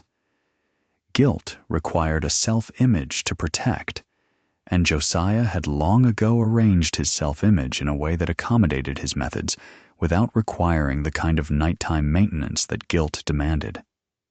But on this morning, in the early spring of 1869, he woke before 3 and lay in the dark and listened. The forge was cold. This, in itself, was not alarming. He didn't light the forge until dawn most mornings. But the forge had never felt cold to him in the way it felt cold this morning. Not just a matter of temperature, but of absence, of the specific silence that an unused thing produces, a different silence from the silence of a sleeping thing or a resting thing, the silence of a thing that is not going to be used. He got up. He put on his coat. He walked to the forge. He lit the fire. He watched it come up through the stages, kindling catching, coal beginning to glow, the slow build to working heat, the orange growing from the center outward. He watched it the way he had watched it every morning of his adult life, and he felt, for the first time, that he was watching it alone. He waited until full light. No one came. He worked alone on the inventory of his own needs, maintaining his tools, working some iron he'd had cooling for weeks, repairing a wheel rim that had been sitting on his workbench, waiting for a customer who would pay for the work. He ate alone at midday. He went back to the forge in the afternoon. No one came. By evening, he understood. He understood not because he lacked intelligence. The intelligence was still there. The network was still nominally in place. The threads were still technically connected. He understood because he was, at the core of everything, an extremely intelligent man who had always known the true nature of what he had built. He had known always that it was not love, not community, not the genuine social fabric of mutual aid and shared life that was supposed to characterize mountain communities, that the people around him had believed they were participating in when they came to his forge or his wife's quilting circles.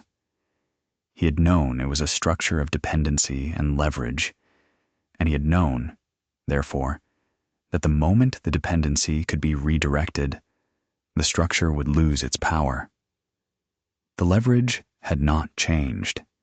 He still knew what he knew. He still held the debts in his ledger. He still had the information. But leverage requires the other party's cooperation to function. A man can hold a rifle on you and demand your wallet, but if you decide to let him shoot you rather than give up the wallet, his leverage evaporates. The community of Greenbrier County had, in the aggregate, made a calculation that the cost of dealing with Josiah Cain, the ongoing surveillance, the double dealing, the specific weight of being known, completely and without protection, by a man who had no compunction about using that knowledge, was higher than the cost of driving 30 miles. They had chosen 30 miles, and there was nothing Josiah could do about it, because the only tool he had was the tool they had decided to stop fearing.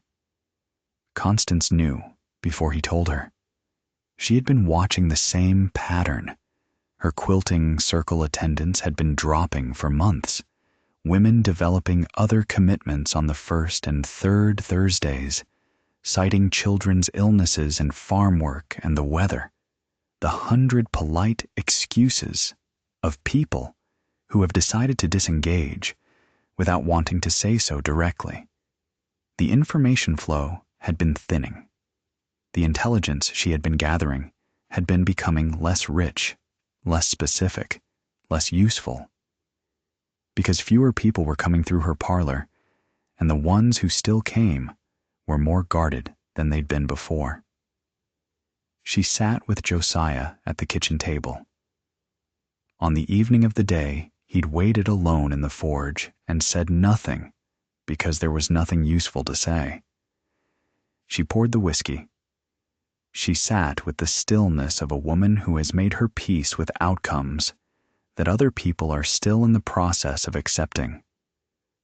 "It's finished," Josiah said. "It's finished here," Constance said. She meant there are other places, other counties, the same methods, applied elsewhere, to a community that doesn't yet know what the methods look like. This was how she thought. Forward, adaptive, the pragmatism of someone who has never believed that any single place or arrangement was permanent. Josiah looked at his hands, the hands that had shaped iron and people with equal precision for 47 years. He turned them over on the table, looking at the palms, the calluses, the burns, the permanent darkening around the knuckle joints that no amount of washing fully removed. "No," he said, "not elsewhere." He said this with a finality that Constance recognized and did not argue with. She had always understood that there was, underneath Josiah's methodical pragmatism, a specific attachment to place, to this county, this hollow, this forge. That was the one thing he had never been willing to leverage or trade. The forge was not a tool for him in the way that everything else was. The forge was the forge. It was what he was. And without customers, without the ongoing transaction of need and provision that had given his life its shape for 25 years, the forge was just a building with a fire in it. "Then what?" she asked. He poured another cup of whiskey. "Then we wait," he said. "See what's left. See who still needs something that they can't get anywhere else." What was left was very little. A few families too far from Rancho Verde to make the trip practical. A few men whose specific debts to Josiah were large enough that they couldn't afford the social awkwardness of stopping coming to the forge without settling them. A few people who genuinely didn't know what the community had figured out, isolated enough, or incurious enough, or simply too focused on their own survival to have received the distributed information that had changed everyone else's calculation. The forge continued. Reduced. Quieter. The fire still went up each morning because Josiah could not quite bring himself to let it go cold, the way you cannot quite bring yourself to stop talking to someone who has stopped answering.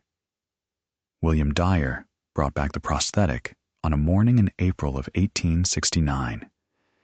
He brought it in a cloth bag, wrapped carefully, the way you wrap something you know is valuable even when you're giving it back. He came to the forge alone.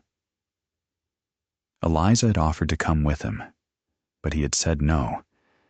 This was something he needed to do by himself. Josiah was at the anvil. He looked up when William came in, and the two men looked at each other across the forge in the particular way of men who have been through something together and are now standing on the other side of it, in the strange country where accountability lives. William set the bag on the workbench. Josiah looked at it. He didn't touch it. "I don't want it back," he said. "I know," William said. "I'm giving it back anyway." Another silence. The fire. The old rhythm of this place, thinner now than it used to be, but still present. "What you built," William said, "is the finest thing I've ever worn." I won't say otherwise. It worked exactly the way you said it would. Yes, said Josiah. But I can't keep wearing it, William said, because every time I do, I'm still in your debt, and I need to not be in your debt anymore.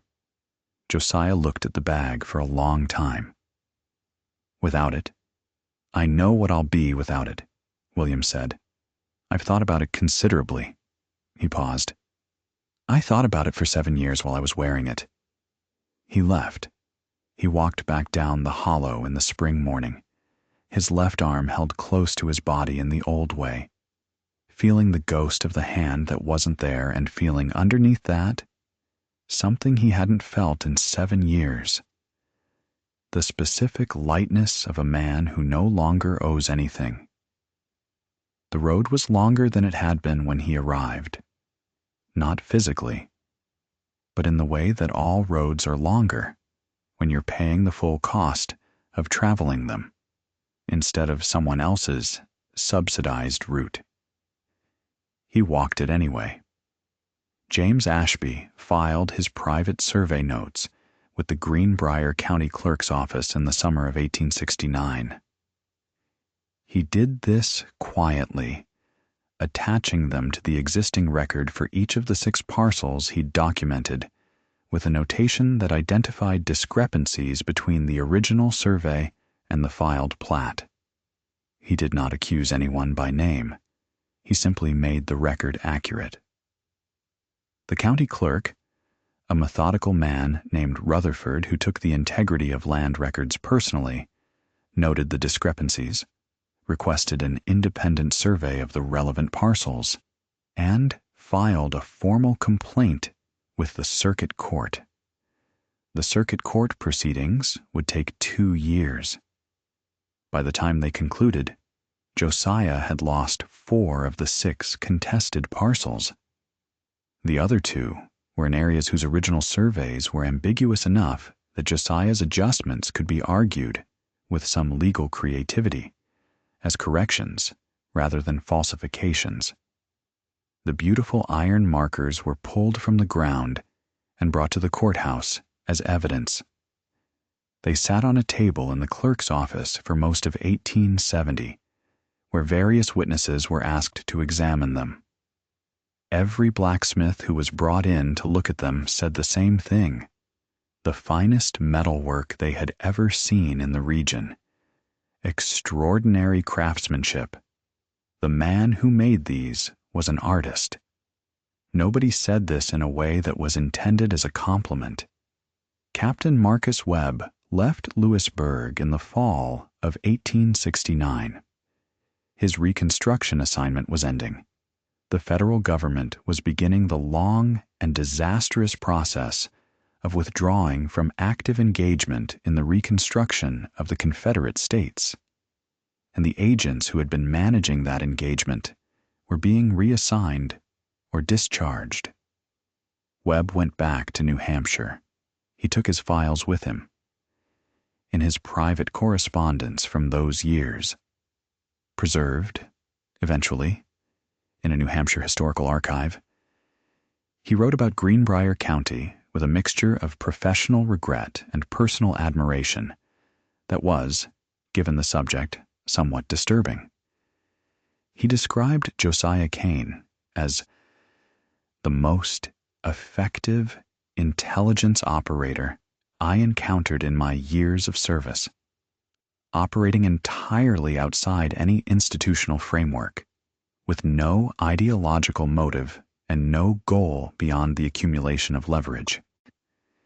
He described the county's quiet rejection of Josiah's authority as the most elegant community-level resistance to informal coercion I have witnessed, accomplished without organization, without leadership, and without a single act of violence. He never found out who had sent him the anonymous report about the double dealing. He suspected it was a woman.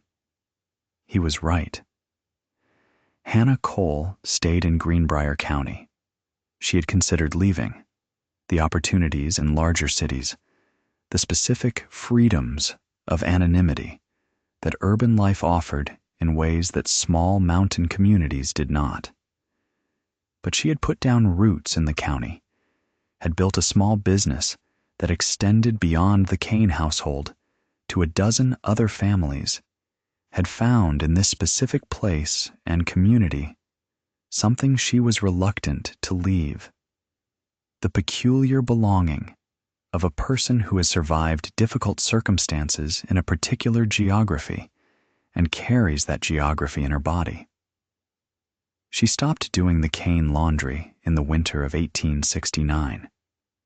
She told Constance simply that she was fully booked with other clients and could no longer accommodate additional work.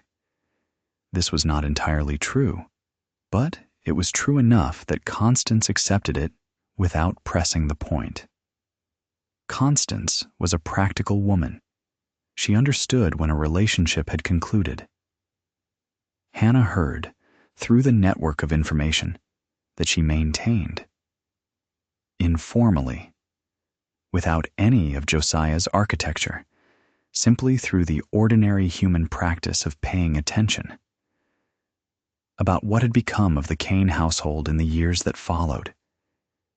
She did not gloat. She did not feel satisfied in any simple way.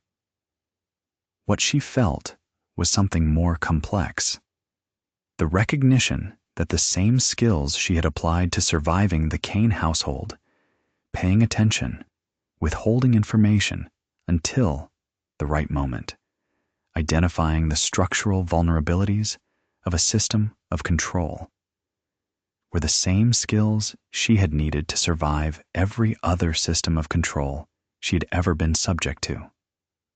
The difference was that she'd used those skills to unmake something rather than to build it. This distinction, she thought, mattered. She continued to pay attention to the county. She continued to launder for 12 families. She watched Eliza Dyer and William Dyer and the gradual reconstruction of their marriage and their farm in the years following 1869, a reconstruction that was slower and more difficult than it would have been with the prosthetic, and more honest, and therefore more real. She watched the forge at Cain's bottom grow quieter, and then quieter still. She did not watch it with pleasure. She watched it with the specific attention of someone who has learned that all systems eventually encounter the limits of their own design, and that the best you can do is make sure you are not inside the system when the limits are reached. By 1871, the forge at Cain's bottom was running at perhaps 20% of its former capacity. Josiah worked it alone. Constance had indeed left, not in a dramatic departure, but in the quiet migration of a practical woman who had assessed the situation and acted accordingly. She went to her sister's family in Staunton, Virginia, and eventually remarried, a detail that the county's surviving oral history noted with a certain grim satisfaction. She was, by all accounts, as calculating and effective in Staunton as she had been in Greenbrier County. Some people are simply built that way, and the geography changes, but the person does not. Josiah stayed. He woke each morning and lit the forge, and worked whatever came. The remaining nearby families, the occasional traveler needing a horse shod, the small maintenance work that was too minor to justify the 30-mile trip. He was quieter than he had been. This was not remorse. There is no account, oral or written, of Josiah Cain expressing anything that could be identified as remorse. He was simply smaller. The specific energy that had come from managing the network, from the constant calculation of leverage and value, and the forward chess game of keeping everyone in their place, had dissipated for lack of raw material. The hammer still rang in the hollow at dawn, but it rang differently. Not the heartbeat of a living system, but the sound of habit. The sound of a man who does not know, after 40 years, how to be anything other than a man at a forge. He kept the ledger. It sat on the kitchen shelf, unchanged, all the names still there, all the debt still recorded in his precise and copper-plate hand. He did not add to it. He did not use it. He kept it the way some men keep old letters or old tools, not because they are useful, but because throwing them away would be an admission of something he was not prepared to admit. He died in 1881. He was 62 years old, which was not a remarkable age for a man of his era and circumstance, but felt, to those who had known him in his prime, somehow premature, as if a man with that much internal machinery should have run longer. He died alone, in a cabin 2 miles from his forge, of pneumonia following a winter illness that he had not treated aggressively enough, and that had settled into his lungs with the patient tenacity of something that had been waiting for the right opening. He had no visitors in his final days. This is documented. The doctor who was called noted that the cabin showed evidence of having been inhabited by a single person for several years, with no sign of recent visitors. The hearth was cold. The woodpile was depleted. On the table was a ledger. The county sheriff, who came to settle the estate, found the ledger and read it. It listed, in alphabetical order, every person in Greenbrier County who had owed Josiah Cain anything, in any currency: money, information, labor, loyalty. The entries were specific: dates, amounts, the nature of the obligation, any partial settlements. It was, as the sheriff's notes described it, a comprehensive accounting of the county's indebted population, maintained with great precision over a period of approximately 15 years. Through every entry, every single name, every debt, every obligation, someone had drawn a line, a single, clean line through each one. The handwriting of the lines matched no living person's hand. The sheriff did not pursue the question. The ledger was placed in a box with Josiah's other personal effects and stored in the county records room, where it remained for several decades. It was eventually lost in a records room fire in 1923, along with most of Greenbrier County's Reconstruction-era documentation. But the oral history survived, because oral history is harder to burn.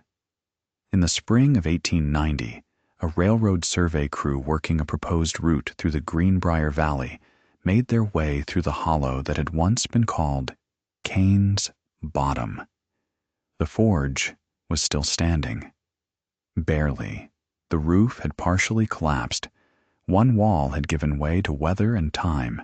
The chimney was still upright, but clearly no longer functional. Inside, what remained of the equipment was deeply rusted. The tools that hadn't been taken in the years following Josiah's death, now oxidized to the point of being ornamental rather than functional. The anvil was still there, too heavy to move without serious effort, and moss had begun to colonize its sides. The survey crew's lead man, a railroad company employee named Garrett, 42 years old, from Pittsburgh, with no particular knowledge of or interest in local history, stopped briefly to examine the ruin. This was professional habit. Old structures sometimes indicated the presence of earlier survey work, old trails, earlier rights of way that could simplify or complicate a new survey. At the northeast corner of the forge property, sunk into the ground and partially overgrown with briars, he found an iron boundary post. He pulled it out. He turned it in his hands. He was a professional surveyor. He had handled hundreds of boundary markers in his career. He knew what ordinary markers looked like, the rough, functional ironwork of men who were making utilitarian objects in quantity rather than precision objects with care. This marker was not ordinary. The cap was turned with a precision that spoke of a craftsman who had cared about the object beyond any functional requirement. The shaft was tapered with perfect consistency. There was a small decorative element at the junction of cap and shaft, a simple ring of worked iron, not elaborate but deliberate, that served no function except to make the object more itself. Garrett turned it over in his hands for a long time. He was not a sentimental man. He was a practical man in a practical profession, doing a practical job for a railroad company that was primarily interested in grade percentages and bridge clearances. He pocketed the marker. He noted it in his field book. Found old boundary post, fine ironwork, unknown origin, kept as specimen. He walked on. Josiah Cain died in 1881, alone, in a cabin 2 miles from his forge. His ledger of debts was found after his death. It listed every person in the county and what they owed him. Someone had drawn a single line through every entry. The handwriting matched no one living. Some accounts say it was Eliza Dyer, though she denied it until her own death in 1904. Some say it was William, that he came back one night, years after returning the prosthetic, and made the only correction he felt he could. Some say it was Hannah Cole, who had, after all, spent more time in that house than anyone else who survived Josiah's orbit, and who had read the ledger once already, and who understood better than anyone what the erasing of that particular record might mean. The most likely answer is that it was all three of them, in different ways, in different moments, for different reasons. But the handwriting matched no one's, which is another way of saying the handwriting matched everyone's, and everyone had agreed not to say so. What do we make of Josiah Cain? He was not a killer. He committed no acts of physical violence that are documented. He operated entirely within what passed for the law of his time and place. Forge work is legal. Information brokering is legal. Buying land through debt retirement is legal. Even the survey markers existed in the gray area between skilled fraud and aggressive business practice. His evil was structural. It was systemic. It was the evil of a man who understood that in a destroyed economy, the person who controls a critical resource controls not just the economic life of a community, but its social life, its political life, its internal architecture of obligation and loyalty and trust. It was the evil of a company store, 20 years before company stores became the defining institution of Appalachian economic control. It was the evil of scrip currency and the Tommy system, and every mechanism by which one person's indispensability is converted, gradually and without dramatic confrontation, into everyone else's dependency. It was a very American evil, and it was defeated, finally, not by heroism or by law or by any of the institutions that are supposed to exist for that purpose. It was defeated by the community's collective, wordless decision to drive 30 miles rather than remain in Josiah Cain's debt. This, too, is a very American solution. The problem with it is that it requires there to be an alternative. 30 extra miles has to lead somewhere.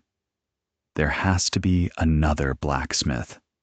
And for 100 years after the company stores arrived in the coal fields of West Virginia and Kentucky and Virginia, there would not be another option.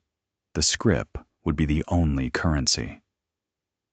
The company store would be the only store. The road to any alternative would have been 30 extra miles through mountains and poverty and institutional inertia, and the specific exhaustion of people who have spent everything they have just surviving. Josiah Cain was a local man with local leverage, and the community could escape him because they had somewhere to go. The Appalachian coalfield workers who would come after him would not always have that luxury. His forge stood empty for 9 years before it finally gave way to the weather. The anvil is probably still there, under the briars, too heavy to move, too old to be useful, too solid to entirely disappear. The railroad survey of 1890 ran 6 miles to the east of Cain's Bottom. Some places the progress bypasses entirely. Some places the silence is the answer.